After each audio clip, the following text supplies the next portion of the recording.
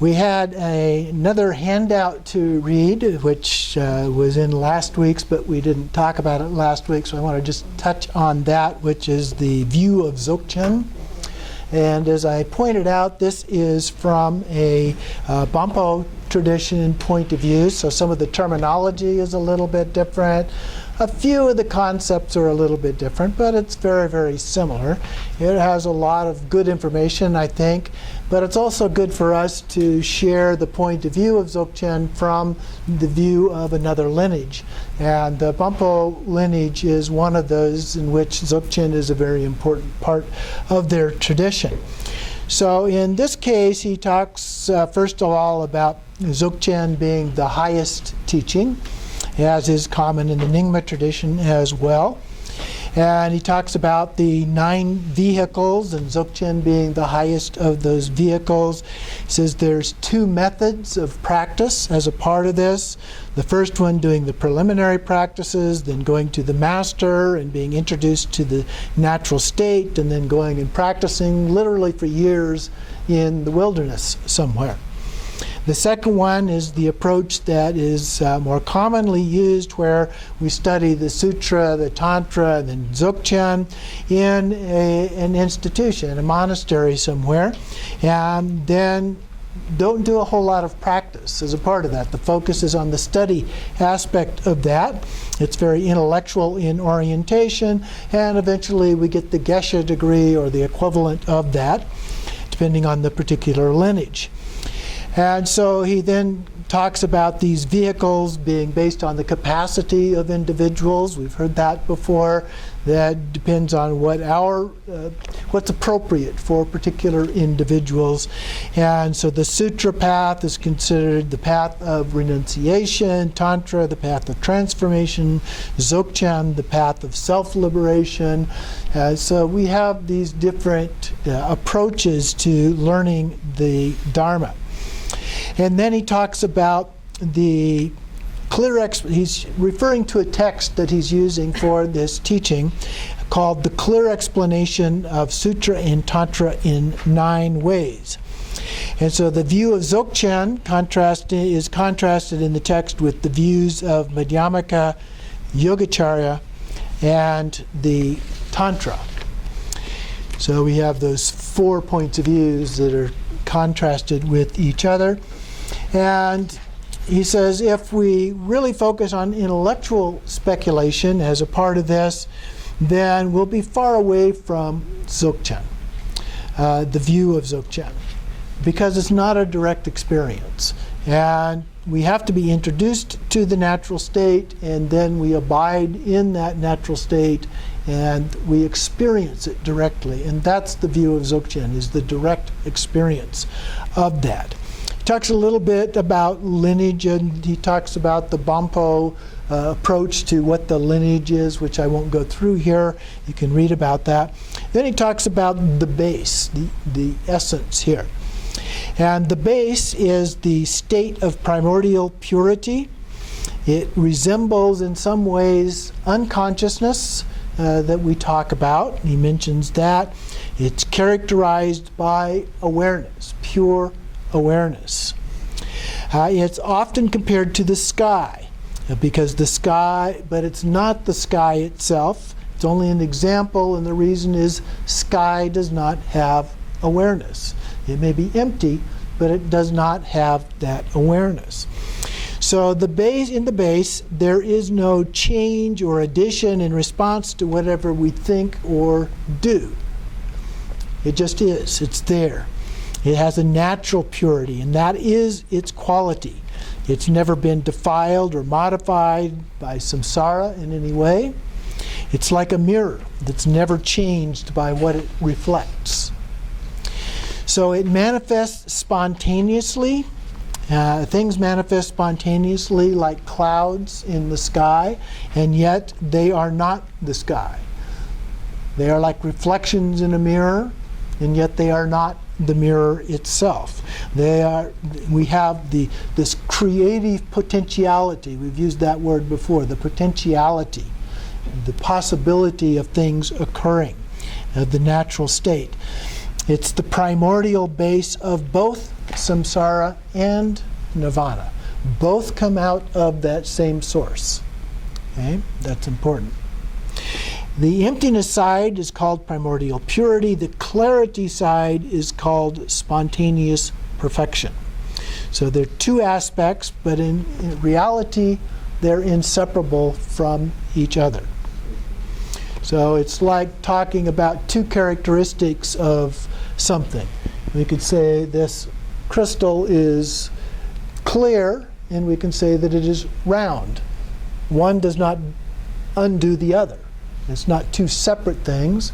They're different qualities of one thing. Okay, so that's the basic idea that we're talking about here.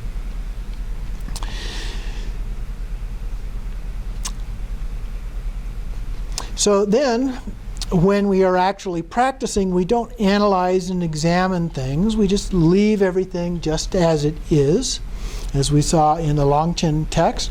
In Dzogchen, there are three series of teachings. There's the Simde, the mind series, the Longde, or the space series, the Menagde, or secret instruction series. The Longde emphasizes emptiness. The Simde emphasizes clarity or awareness. The Menagde, or Upadesha, emphasizes the inseparability of the two, both together.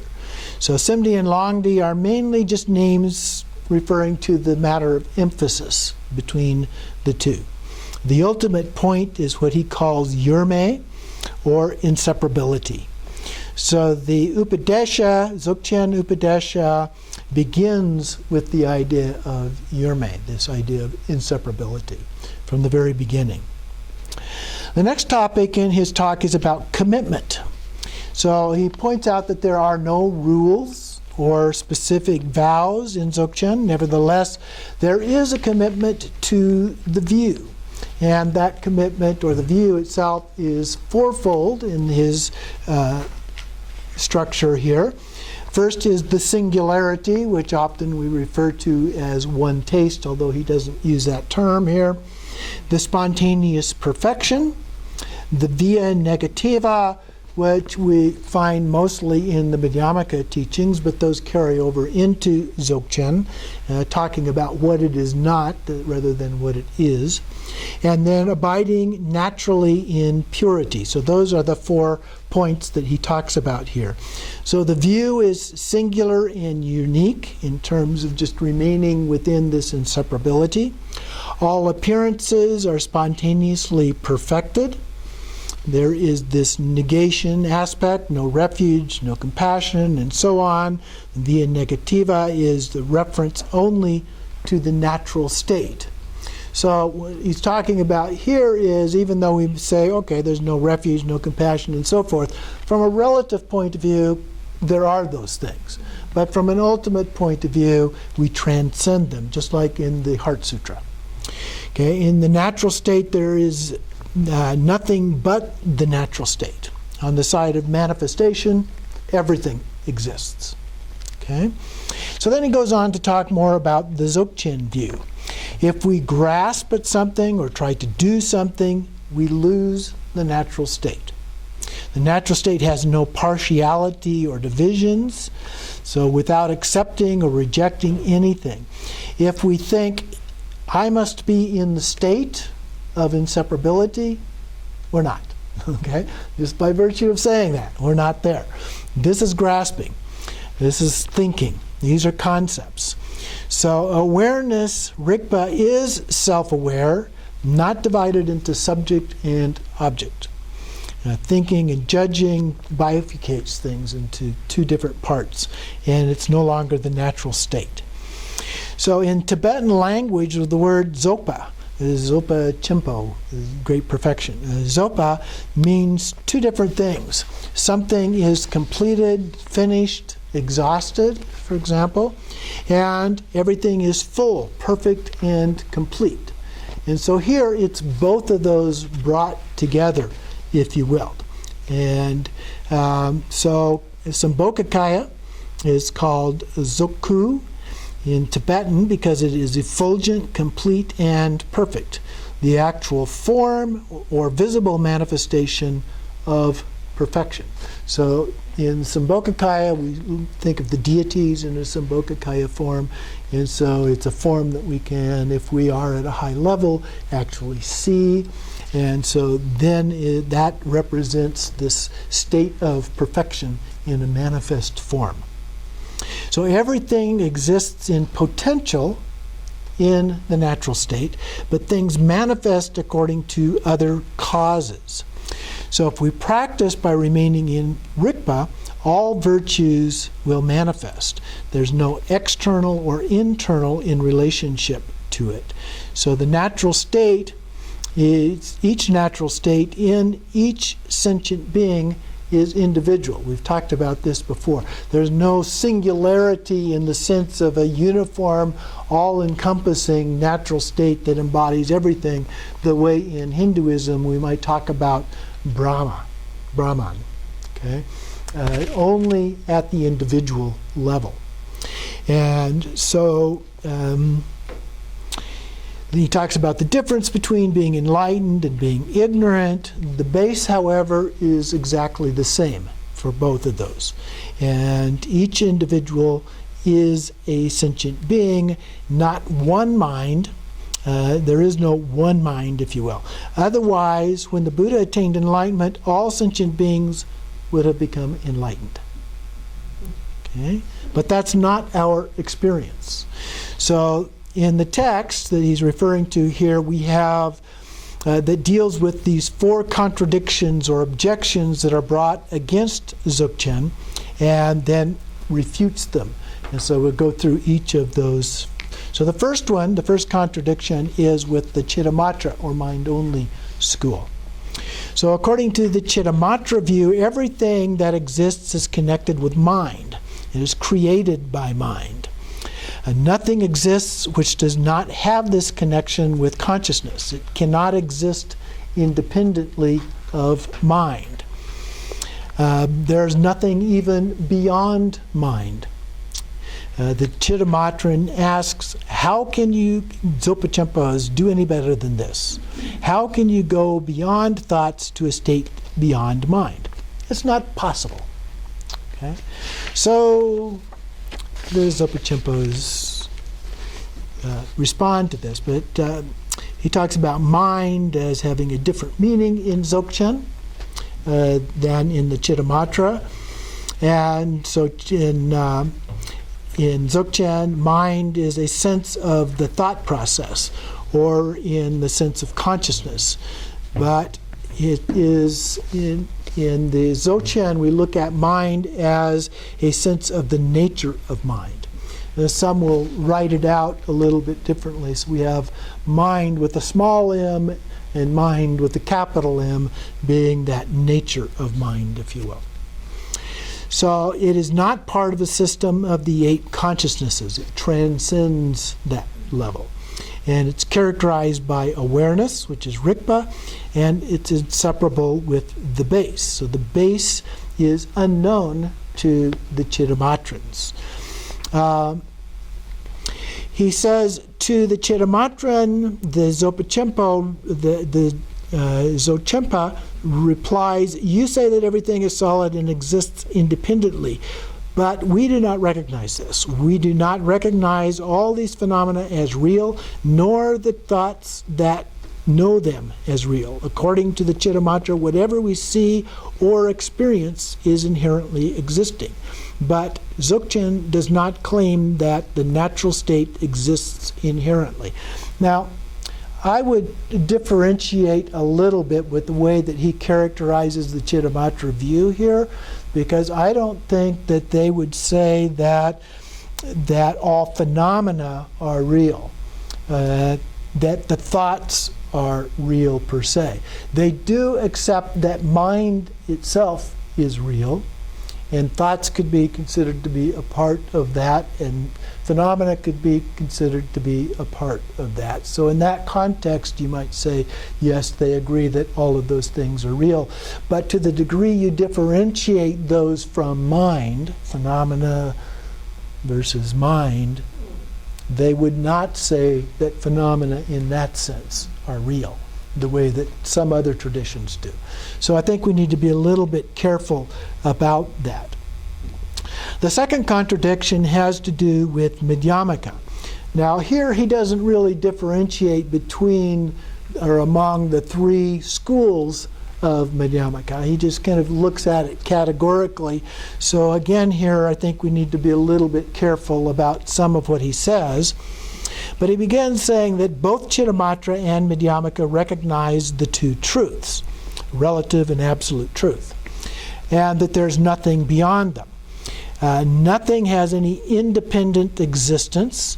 Shunyata is the final or ultimate reality, and there's nothing beyond this. So the followers of the Madhyamaka ask, how can you Dzogchen do any better than this? Your Dzogchen is not even Buddhism. And that is one criticism that we sometimes hear. Dzogchen replies, we do not recognize the subject-object dichotomy and the two truths. Our view is inseparability, without any partiality. There is only one truth.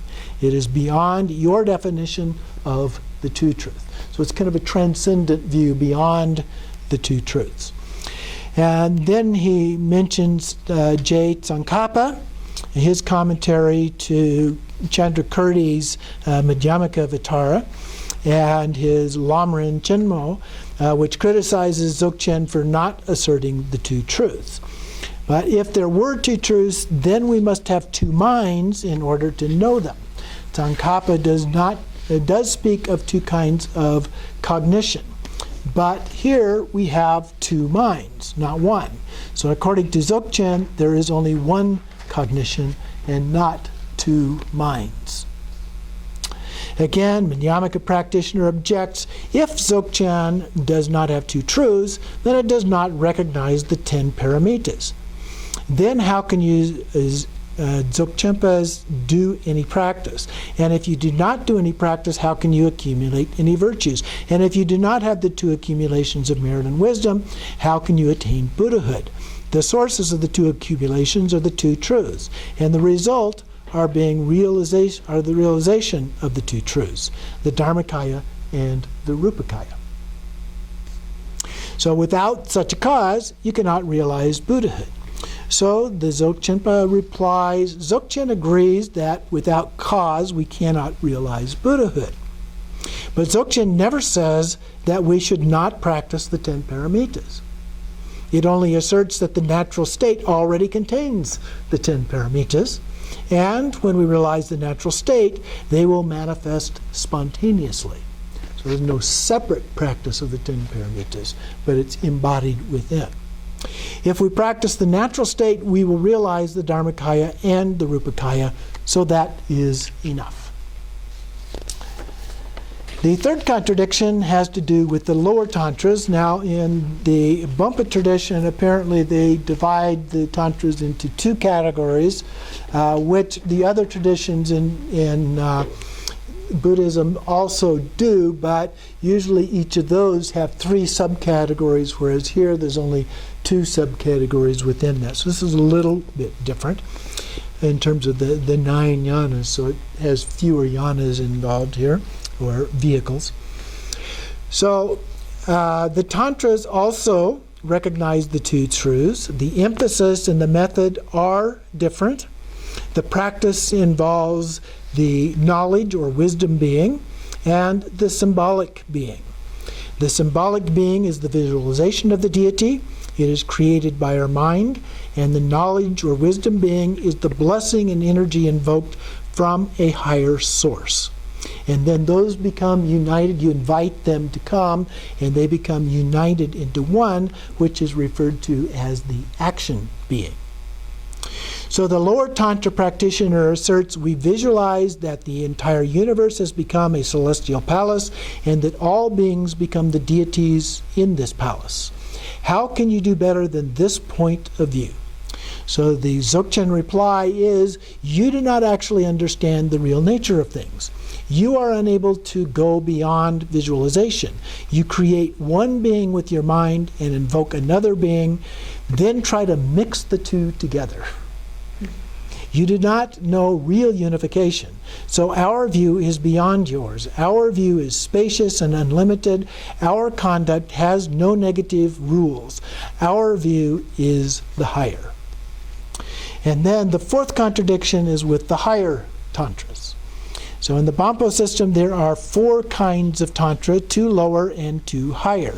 The distinction is somehow similar to the Maha Yoga in Tantra and the Ana Yoga Tantra in the Nyingma system, and between the Father Tantra and Mother Tantra in the Sarmapa system. The higher tantras assert that we know both awareness, Rigpa, and contemplation, or equipoise, or samadhi. All the deities spontaneously exist. We unify bliss and emptiness. Everything's connected with shunyata and is manifestation arising out of shunyata. Everything arises from this cycle of dimension and primordial awareness. To this, the Dzogchen replies, you tantrikas are still grasping at knowing shunyata as the object. But our Dzogchen view is beyond all grasping at anything.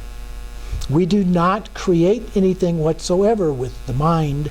We do not come to any conclusions nor create anything. We go directly to the natural state. Therefore, our Dzogchen view is the higher. The lower vehicles are bounded by this obsession with discursive thoughts, but the natural state is primarily beyond all thoughts and actions. You assert that all the deities are manifestations of the state of emptiness and that they are not created by thoughts. Yet you have to visualize the deities in mandalas.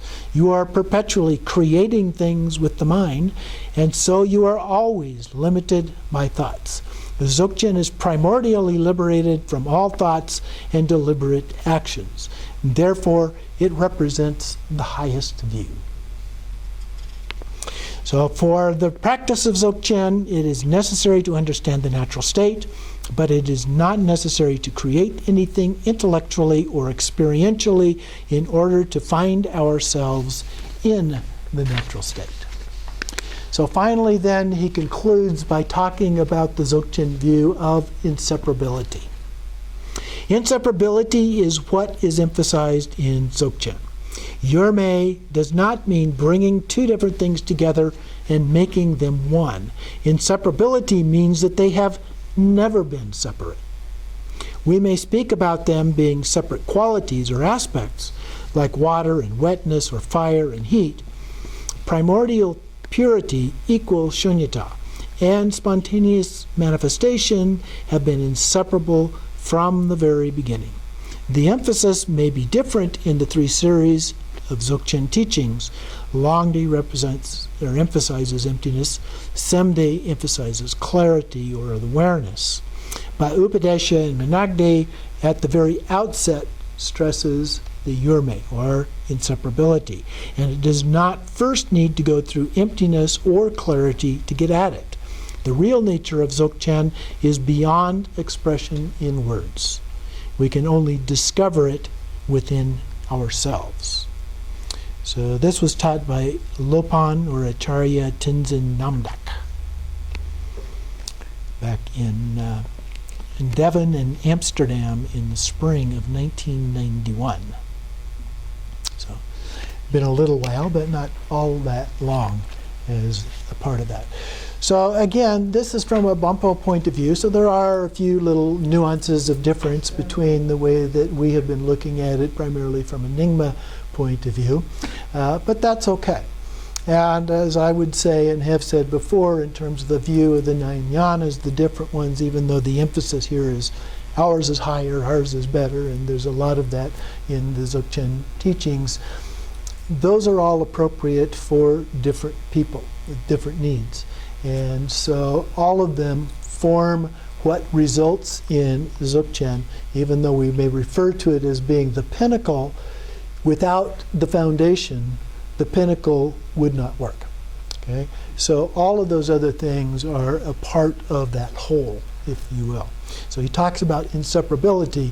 That inseparability includes all 9 of the vehicles, not just the Dzogchen point of view. Okay.